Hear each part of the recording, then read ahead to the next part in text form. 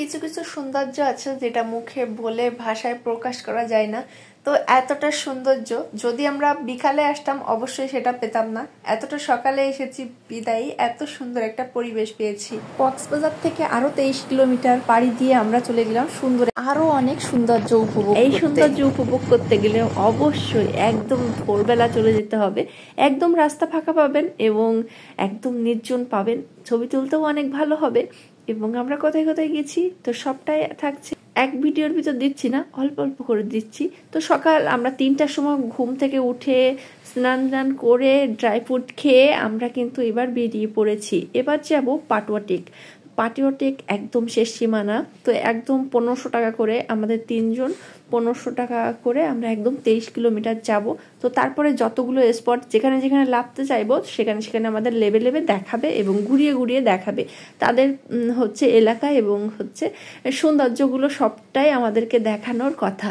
তো আমাদেরকে সেইভাবেই আর কি আমরা বলে কয়ে সব কিছু আর কি ডিটেলে সব কিছু জেনে শুনে আমরা এবার বেরিয়ে পড়েছি। তো এত ভোরে কিন্তু কোনো জনমানব নেই, মনে করেন রাস্তায় একদম ফাঁকা।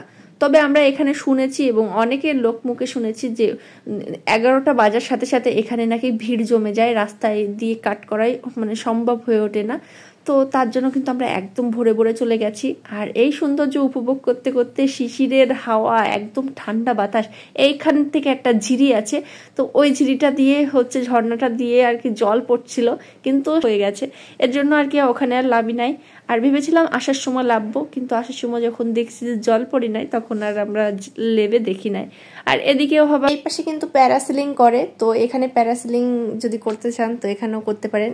এখান থেকেও একটা ঝর্ণার আছে, ছোট্ট একটা ঝর্ণা। তো তারপরেই কিন্তু রেজুখাল ব্রিজের পরেই কিন্তু আমাদের হচ্ছে আরো বেশি সৌন্দর্যগুলো উপভোগ করতে পারবো, সাগরের সৌন্দর্যগুলো। এত ভালো লাগছে কি বলবো, আপনাদেরকে বলে বোঝানো যাবে না। যদি আপনারা যারা যারা গেছেন অবশ্যই তারা তো বলতে পারবেন যে কতটা সুন্দর। তবে সকালের সৌন্দর্য কে কে উপভোগ করেছেন বলুন তো।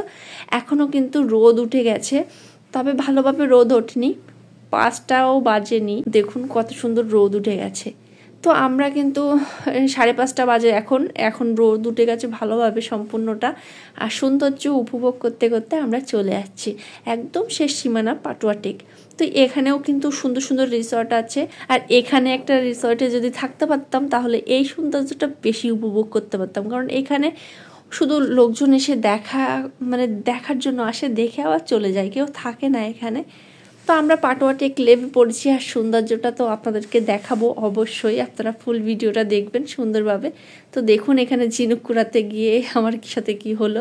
তো এখানে ঝিনুক দেখে তো মনের আবেগ আর কাজ করছে না, আবেগ বিবেক সব ভুলে গেছি, এখন ঝিনুক কুড়াতে ব্যস্ত। আর এদিকে তো বরমাশাই বলছে টাইমের সাথে আমার সাথে চলতে গেলে টাইমের সাথে চলতে হবে, তুমি আমার সাথে পা ফেলো আর তাড়াতাড়ি সব কিছু মেটাও, এখানে ছবি টবি তুলবা, যেভাবে যা করো। মানে সে খুব ব্যস্ত মানুষ, সে তার সাথে পা মিলিয়ে চলতে গেলে মানে যে চলে সেই হয়তো বুঝতে পারবে।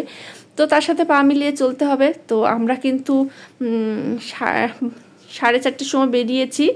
আর আমরা 11টার ভিতর কিন্তু আমরা 10:30টার ভিতর আমরা সব দেখে সুন্দরভাবে দেখে ছবি তুলে আমরা কিন্তু আবার ব্যাক করেছি। তো দেখুন এই সৌন্দর্যটা কতটা যে সুন্দর কি বলবো। মামা ভাগ্নে ছবি তুলছে, ভিডিও করছে, অনেক কিছু করছে তারা। আমাকেও ছবি ভিডিও করে দিয়েছে, কখন করেছে আমি জানি না, তবে আমি আমার মতো চলতেছিলাম, ওরাও ওদের মতো চলতেছিল। তো দারুণ সুন্দর উপভোগ করতেছিলাম, কি যে ভালো লাগছে কি বলবো।